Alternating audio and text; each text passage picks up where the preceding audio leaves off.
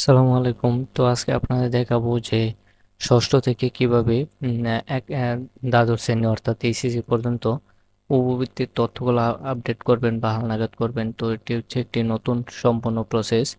তো এখানে হচ্ছে যাদের নগদ অ্যাকাউন্ট অথবা ব্যাংক অ্যাকাউন্ট আছে শুধু তারাই এই আপডেটগুলো করতে পারবেন। তো আজকে আমি আপনাদের এই ভিডিওতে সকল কিছু দেখাবো। যদি এই ভিডিওটি আপনারা সম্পূর্ণভাবে না দেখেন বা সকল কিছু না বুঝেন, হয়তো আপনার টাকাটি নাও পেতে পারেন। কারণ এই ভিডিওটি দেখলে বা সকল কিছু বিস্তারিত বোঝার চেষ্টা করলে আমি 100% শিওর যে আপনি টাকাটি পাবেন, বা আমার এই নিয়ম অনুসারে করলে বা আমার সকল তথ্য যদি আপনারা বুঝতে পারেন, আমি 100% শিওর আপনারা এটি আহ, বুঝতে পারবেন বা টাকাটি 100% পাবেন। এবং কিভাবে করবেন সেই বিষয়গুলো আমি একটু আপনাদের এই ভিডিওতে দেখানোর চেষ্টা করব।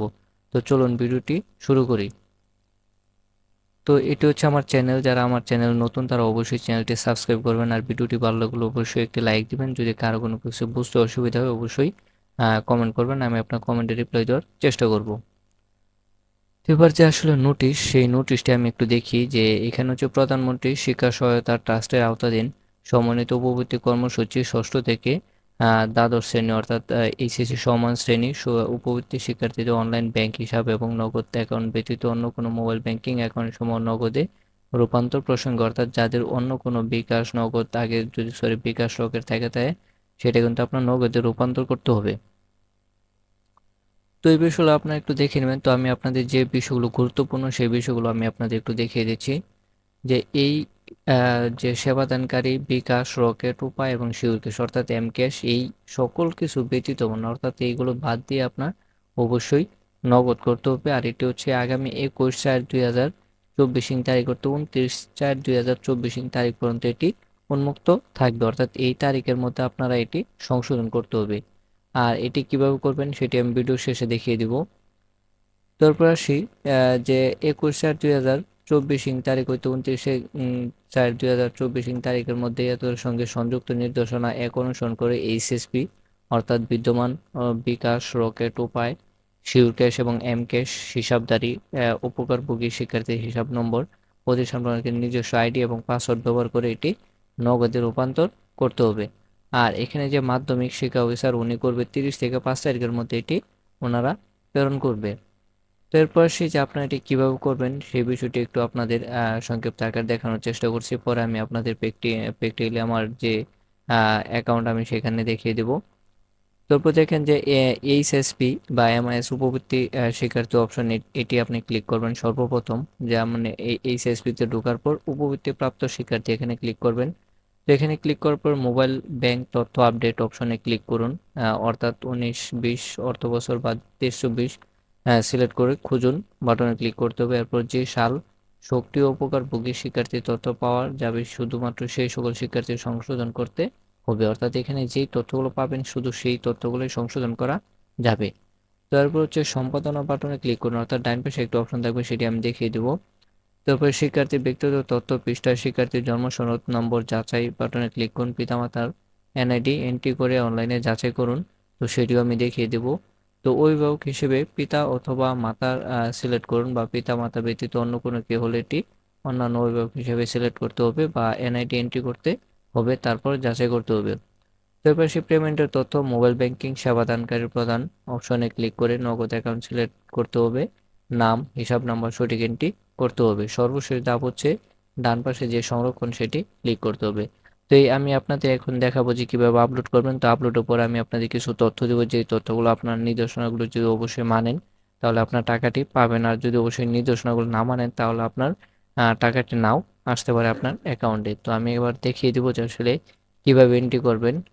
তো আপনারা কি করবেন যে এইচএসপি এখানে ক্লিক করবেন, অর্থাৎ আমি আপনাদের একটু দেখিয়ে দিচ্ছি যে এইচএসপি এখানে ক্লিক করার পর এমআইএস, তো এখানে কি করুন যে প্রধানমন্ত্রী শিক্ষা সহায়তা ট্রাস্ট, এখানে ক্লিক করার পর আপনি এটি পাসওয়ার্ড দিবেন।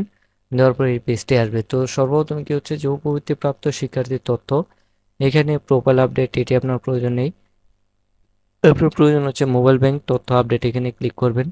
তো এখানে ক্লিক করার পর একটু ওয়েট করবেন, কারণ এটি হচ্ছে সার্ভার স্লো, মানে এটি অনেক সমস্যা, মানে গত 2 দিন যাবত আসলে এটি কোনো কাজই করছে না। তো এরপরে কি করবেন আপনি এখানে 22-23 সরি 23-24 অর্থাৎ অথবা 22-23 এটি আপনার ক্লিক করে এখানে শ্রেণী নির্বাচন করলে দেখা যায় যে শ্রেণী দেবেন সেটি আসবে, আর যদি শ্রেণী নির্বাচন না করেন তাহলে খুঁজুন বাটনে ক্লিক করলে এখানে তথ্যগুলো নিচে দেখাবে। তো একটু স্লো, যার কারণে সময় নিচ্ছে, কারণ সার্ভার একটু স্লো থাকে। তো আপনারা এখানে দেখতে পারবেন। তো এখানে কিন্তু আপনার যে সকল তথ্যগুলো নিচে দেখিয়ে দিচ্ছে যে যেই যে শ্রেণী, সেই শ্রেণীগুলো কিন্তু এখানে দেখাচ্ছে। তো এইভাবে আপনারা কি করবেন, ডান পাশে যে সংরক্ষণ সেটিতে আপনারা কি করবেন যে সক্রিয়, অর্থাৎ এই যে এখানে সম্পাদনা যে এখানে ক্লিক করবেন, তো এখানে ক্লিক করার পর এখানে ক্লিক করার পর একটু স্লো বা একটু সময় নেবে, কারণ এটি হচ্ছে যে সার্ভার জনিত কারণের জন্য এটি এই সমস্যাটি। তো এটি এখানে ক্লিক করার পর আপনার যে এখানে যাচাই, এই যাচাইগুলো আপনারা করে নেবেন। মানে এখানে ক্লিক করলে অটোমেটিকলি যাচাই হয়ে যাবে। তো যাচাই হওয়ার পর এখানে আপনার কি করবেন যে মোবাইল ব্যাংকিং, এখানে নগদ যদি আপনার আগে বিকাশ থাকে সেটি নগদে ক্লিক করবেন। রাউটিং নাম্বার অটোমেটিকলি চলে আসবে, হিসাবদারির নাম এটি আপনাদের এই যে একটু পর বুঝিয়ে দিব। আর এখানে হিসাব নাম্বার আপনার যেটি নগদ খোলা সেটি এখানে ক্লিক দিয়ে যাচাই করে নেবেন। তো এখানে যাচাই করার পর আপনার যে অপশনটি যাদের ঠিক আছে নগদ, তাদের এখানে দেখাবে যে ওকে, তারপর কিন্তু এই সংরক্ষণ এখানে ক্লিক করলে আপনার কাজটি কমপ্লিট হয়ে যাবে। তো এটি হচ্ছে আপনাদের যে এন্ট্রির অপশন, সেটি একটু দেখিয়ে দিলাম। তারপর আপনাদের কি কি নির্দেশনা আছে সেটি আপনারা একটু বলে দেই। তো যেটা আপনার না মানলে আপনার বিপদ হতে পারে সেই বিষয়টি আপনাদের একটু সংক্ষিপ্ত আকারে বোঝানোর চেষ্টা করছি। তো এইচএসপি এমআইএস সফটওয়্যার পিতামাতা অভিভাবক হিসেবে নির্বাচন করলে পিতা জাতীয় পরিচয়পত্র বা এনআইডি ব্যবহার করে নগদ অ্যাকাউন্ট খুলতে হবে, এবং অভিভাবক বা হিসাবদারের নাম হিসেবে পিতার নাম এন্ট্রি করতে হবে। অর্থাৎ এটি বিষয়টি হচ্ছে যে আপনি যার এনআইডি দিয়ে নগদ অ্যাকাউন্ট খুলবেন তার তথ্যগুলো অভিভাবকের তথ্যর জায়গায় এই তার তথ্যটি বসাতে হবে। যদি আপনার পিতামাতার বাইরে কেউ হয় সেটি অন্যান্য হিসেবে সিলেক্ট করতে হবে। সিলেক্ট করে তাদের নাম, তার এনআইডি নাম্বার দিয়ে যেই সিমটি নগদ অ্যাকাউন্ট খোলা সেই সিমের নাম্বারটি অবশ্যই ব্যবহার করবেন, তাহলে টাকা কোথাও আটকেবে না। আর এটি না করলে আপনার টাকাটি আটকে যাবে। যেমন আপনি হচ্ছে নগদ যদি আপনার বাবার নামে খোলা, কিন্তু আপনি অ্যাকাউন্ট নাম্বার দিয়েছেন আপনার আমার এনআইডি নাম্বার দিয়েছেন, কিন্তু যখন আপনার টাকাটা পেমেন্ট করবে এক সময় গিয়ে দেখবে যে আপনার নাম তো অন্যজনের, তো তখন কিন্তু টাকাটা পেমেন্ট করা সম্ভব হবে না। তো এই জন্য আপনাদের এই বিষয়টি খুব গুরুত্ব আকার দেখতে হবে। তো একইভাবে অভিভাবক হিসেবে মাতাকে নির্বাচন করলে মাতার জাতীয় পরিচয়পত্র ব্যবহার করতে অ্যাকাউন্ট খুলতে হবে, এবং অভিভাবক তার হিসেবে নাম হিসেবে মাতা নাম এন্ট্রি করতে হবে। তো বিষয়টা কিন্তু ক্লিয়ার। তো পিতামাতা অনুপস্থিত অন্য কোনো ব্যক্তি যদি ভাই বোন বা অন্যান্য অভিভাবক হিসেবে নির্বাচন করলে তার জাতীয় পরিচয়পত্র ব্যবহার করে এনআইডি নগদ অ্যাকাউন্ট খুলতে হবে, এবং অভিভাবক হিসাবধারী নাম হিসেবে তার নাম এন্ট্রি করতে হবে। তো বিষয়টা কিন্তু একবারে ক্লিয়ার হিসেবে বলে দিলাম যে যার এনআইডি কার্ড দিয়ে নগদ অ্যাকাউন্ট খুলবেন তার তথ্য প্লাস এনআইডি নাম সকল কিছুই আপনি হিসাবদারি নাম হিসেবে ব্যবহার করবেন। তো এটি হচ্ছে আজকের যে আসলে মূল টপিক। তো সেই টপিকগুলো আর এই তথ্যগুলো যদি আপনি নির্দেশনা মানেন তাহলে আমি 100% যে আপনার টাকা কোথাও আটকেবে না, বা আপনার টাকাটি সহজেই পেয়ে যাবেন।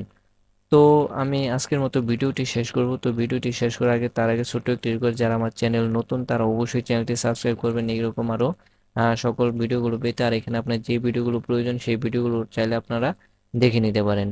তো ভিডিওটি ভালো লাগলে অবশ্যই একটি লাইক দেবেন। তো আজকের মতো ভিডিওটি শেষ করছি, সকলকে ধন্যবাদ জানিয়ে আল্লাহ হাফেজ।